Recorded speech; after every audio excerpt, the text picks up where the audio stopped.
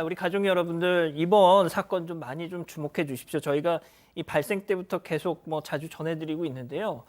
뭐 정말 천인공노할 학대로 의붓아들을 숨지게 한 이 계모의 악행 계속 나오고 있습니다.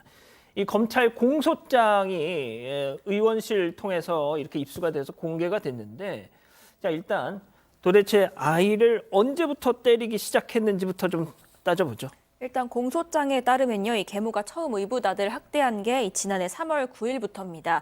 이게 이탄희 더불어민주당 의원실이 검찰로부터 공소장을 제출받아서 알려지게 된 사실인데요. 그 당시에 지난해 3월 9일에 돈을 훔쳤다라고 하면서 이 드럼채로 총알이를 10차례 정도 때린 그런 사실이 적혀 있습니다.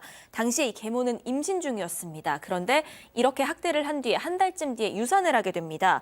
이 의붓아들이 평소에 뭔가를 자신이 지시해도 잘 따르지 않고 행동도 산만하다 이렇게 느껴왔는데, 이 계모는 그로 인한 스트레스가 자신의 유산의 원인이라고 여기게 됩니다. 그러면서 본격적인 학대가 시작이 됐는데요. 이 검찰 공소장에 적힌 내용입니다. 의붓아들을 양육하던 중에 쌓인 계모의 불만이 유산을 계기로 죽여버리고 싶을 정도로 미워하는 감정으로 바뀌었다. 이렇게 적혀 있습니다.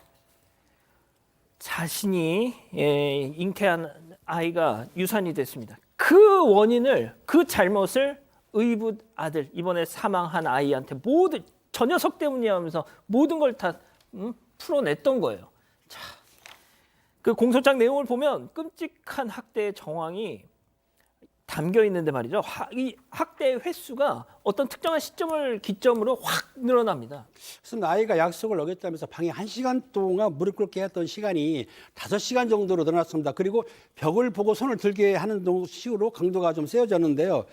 그 사이 이제 한 달에 한두 번 정도 학대했던 것이 지난해 11월 달에는 7차례로 급격히 늘어났어요. 더블이 된 거죠. 그리고 이제 계모가 알비늄 봉이라든지 플라스틱 옷걸이로 그 의붓 아들의 온몸을 때렸다고 하는데요. 무릎 꿇고 앉아 죽고 싶어 안달이 났나? 이런 식으로 됐고, 너는 평생 방에서 못 나온다는 등 폭행을 했는데, 또한 2021년 4월부터 최근까지 아이에게 욕설하고 소리 지르고 욕을 하면서 사실상은 육체적 학대도 했지만 정서적 학대도 한 20회 이상 했기 때문에 이 아이는 사실은 엄청난 피해를 당하고 있었던 거죠. 이 계모란 사람이 교회 집사입니다. 집사. 제가 저번에도 말씀드렸는데 모르겠어요. 제가 기독 신앙을 하신 분들을 폄훼하는 거 아닙니다. 그렇게는 오해하지 말아주세요. 자, 그런데 정말 이 아이한테 소장님, 그 성경책 보면은 솔직히 저도 이게 워낙 고어가 많아서 옛날식 표현이 많아서 딱 한 번 읽고 잘 이해가 안 되거든요. 그래서 여러 번 읽어야 되는데 세상에 초등학교 5학년짜리한테 그걸 필사를 시켰다는 거 아닙니까? 네. 너무 마음이 아픈 사건이에요. 저는 진짜 오늘 사건 반장에서 이걸 안 다뤘으면 좋겠다고 생각할 정도로, 지금도 막 심장이 쿵쾅 뛸 정도로 너무 마음이 아픈 사건입니다. 성경 필사를 주의력에 좋다는 이유로 시켰어요. 저는 교회를 다닌 지 몇십 년이 됐지만 한 번도 해보지 못했어요. 늘 한 번쯤은 해보고 싶었는데 못했는데, 3학년이 된 아이한테, 그것도 낮이나 저녁이 아니라 새벽 6시에 일어나게 해서, 그러니까 성경 필사라면서 아이는 지옥을 경험했습니다. 네, 2시간 만에 끝내면 좋은데 만약에 2시간 동안 제대로 못하면 몇 시간이고 늘어났습니다. 학교는 안 보낸 거 다 알려지는 상황이고요. 어떤 날에는 5시간 동안 벽을 보고 무릎을 꿇은 채 성경을 필사만 하고 있었어요. 그러니까 이 아이가 3학년 때부터 5학년 때까지 학교 공부 안 시키고 성경 필사만 하면서 무슨 진짜 악마가 아이를 뭐를 만들려고 그랬던 건지 모르겠지만 어쨌든 너무너무 마음 아픈 일입니다. 아니 저는 진짜 참 아무리 자기 배 아파서 낳은 자식 아니래도 세상에 저 어린애한테 저렇게 성경 필사 저렇게 학대를 해놓고 자기 주일에 교회 가가지고 기도하고 그랬을 거 아니에요. 그렇죠. 뭐가 의미가 있습니까, 사실은. 자, 때리고 가두고 이런 학대 행위가 계속 반복됐었는데, 아이가 견딜 수 없어서 밖으로 나오면 다시 방문 안으로 보내기도 하고요. 실제로 눈을 가리기 위해서 옷으로 눈을 가리기도 하고, 커튼 같은 줄을 이용해서 아이를 손을 묶기도 하고, 결국은 사망 이틀 전부터 16시간 동안 그런 자세로 묶여 있었습니다. 그 후에 사망하게 됐고요. 애가 나올까 봐 CCTV 유사한 홈캠 같은 걸 설치해가지고 못 나오게까지 했고, 학대하는 과정에서 이 몸무게가 상당히 줄었어요. 원래 한 38kg 정도 됐었는데 사망 당일에 확인해 보니까 29.5kg. 또래보다 키는 훨씬 큰데 몸무게는 훨씬 적게 나갔습니다. 먹이지 않고 이렇게 때리고 가두고 이런 것들이 반복됐던 것입니다.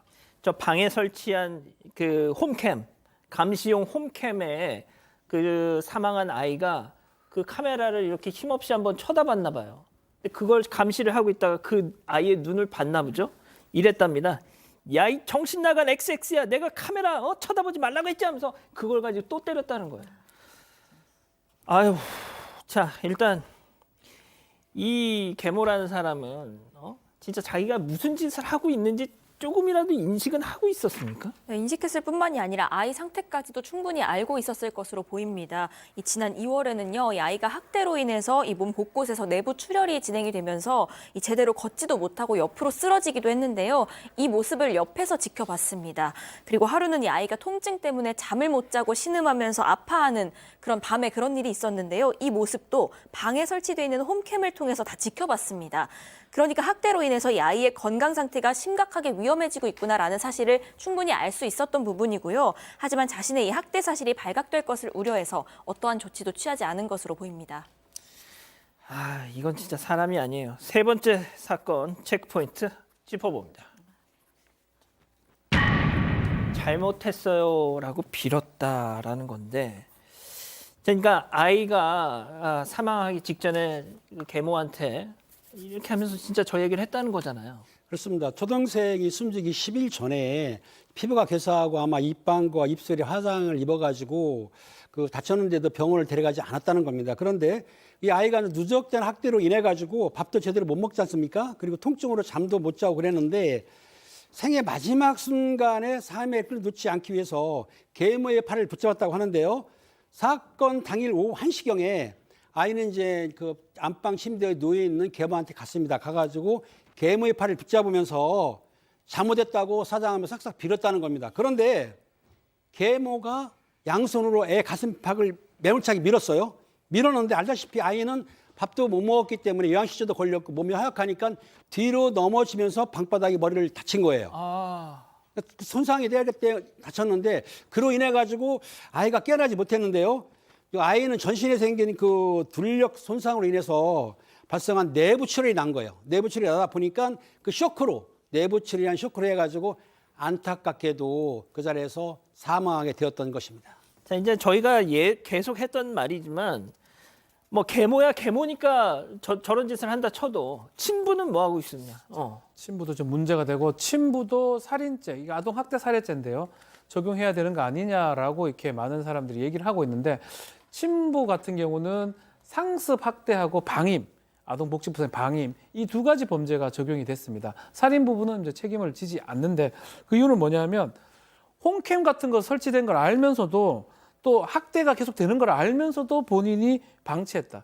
계모한테 좀 하지 말라고 주의를 주거나 했었어야 되는데 분리하거나 이런 조치를 취하지 않았기 때문에 이 방임 행위가 지금 문제가 된다고 보고 이것은 이제 기소가 된 상황인데 살해 부분은요. 문제는 그 살해당할 당시에 그때는 집에 없었던 겁니다. 친부가 만약에 집에 있었다면 공범 내지 뭐 다른 게 가능했을 것 같은데 집에 없었기 때문에 인과성이 부족하고 그래서 학대하고 방위 혐의만 기소가 된 것입니다. 자, 하지만 많은 분들이 이 친부 역시도 살해죄를 적용해야 한다면서 지금 청원을 하고 계십니다. 이 친부라는 사람 제가 한 가지 또 얘기를 드리면 이 계모가 친부한테 이런 문자를 보냈대요. 이 그 죽은 아이를 가리키면서 이 XX 이거 완전 사이코패스 기질 있어 이거. 당신 새끼. 응? 내가 의자 위에 지금 무릎 꿇혀놨어 하면서 그런 메시지를 보냈대요. 그러니까 이 친부가 모르는 게 아니었습니다. 이 상황을 다. 예? 자, 소장님. 진짜 이 아이가 이 친모가 이 아이가 너무 보고 싶어가지고 친엄마가 이 학교에 갔어요. 응? 그래서 만났습니다.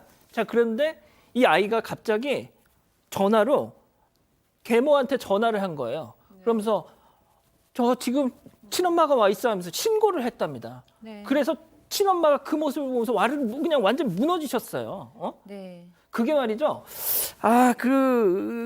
어떻게 보면 어떤 그 전문가분은 이렇게 설명을 하시더라고요.